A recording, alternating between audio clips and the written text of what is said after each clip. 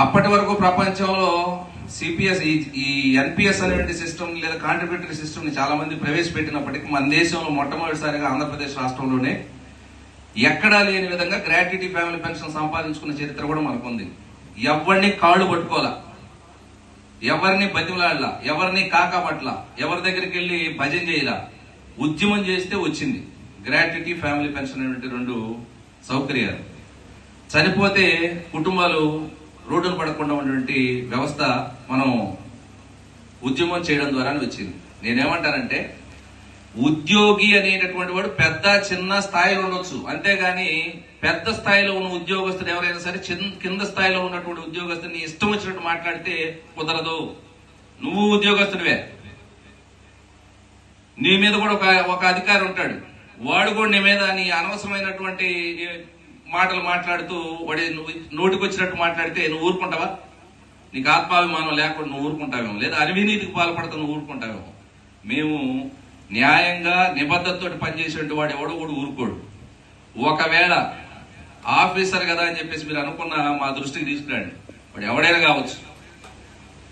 చాలా మంది టార్చర్ చేయటమే మా ఉద్యోగం అన్నట్లుగా ప్రవర్తించేటువంటి అధికారులు కూడా ఉన్నారు, ఈ రాష్ట్రంలో ఉన్నారు.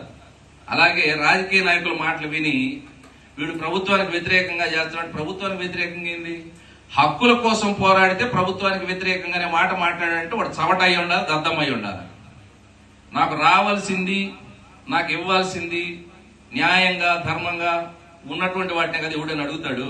నేనేమన్నా ₹1 జీతం ఏమని అడిగానా? అది అక్రమం. లేదా నేను అసలు ఉద్యోగానికి రాని ఇంటి దగ్గరే ఉంటాను, నా జీతం ఇవ్వండి అని అడిగానా? అది అధర్మం. నేను చేసే పని నేను చేస్తా ఉన్నా.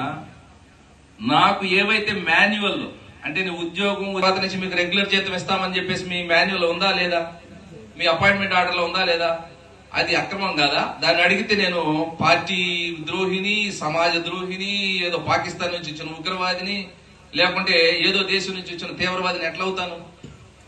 చెప్పేటప్పుడేమో అన్ని చక్కటి మాటలు మీరే చెప్తా ఉంటారు, చేసేటటువంటి సందర్భాలు మాత్రం అయ్యా నాకు ఇది న్యాయ ప్రకారంగా మీరు ఇస్తామన్నారు కదా, ఇవ్వలేదు కదా అని చెప్పేసి నేను అడిగితే నేను ఉగ్రవాదిలాగా నన్ను చూస్తే చాలా తిరుగుబాటు అనేటటువంటిది ఎక్కడి నుంచో రాదు. ఇదే తిరుగుబాటు అంటే, ఇట్లానే వచ్చే తిరుగుబాటు అంటే.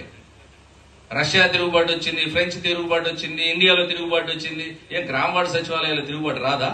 ఎందుకు రాదు? నువ్వు అణిచేస్తా ఉంటే అణిగిపోయి వంగిపోయి తలదించి నువ్వేం చెబితే అది, లేదా నువ్వు ఎలా చేస్తే అలాగా ఉండడానికి ఉద్యోగులు వీళ్ళంతా. అది కూడా కలెక్టర్ క్వాలిఫికేషన్ ఎంత? డిగ్రీయే కదా. మీకు తెలిసి మీరు ఎక్కడికైనా పోయి చూస్తే బీటెక్ అని ఉంటుంది, లేదా బిఏ అని ఉంటుంది, బిఎస్సీ అని ఉంటుంది, లేదా మహా అయితే ఎంఏ ఎంఎస్సి ఉంటారు.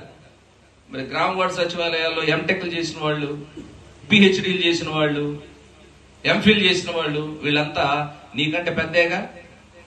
నీ ఇష్టం వచ్చినట్లు మాట్లాడితే కుదిరిద్దా? మరి క్వాలిఫికేషన్ ప్రకారంగా వీళ్ళే పెద్ద కదా నీకంటే. కాకపోతే నీ అదృష్టం బాగుండి నీకు అవకాశం దొరికింది, నువ్వు ఐఏఎస్ అయ్యావు.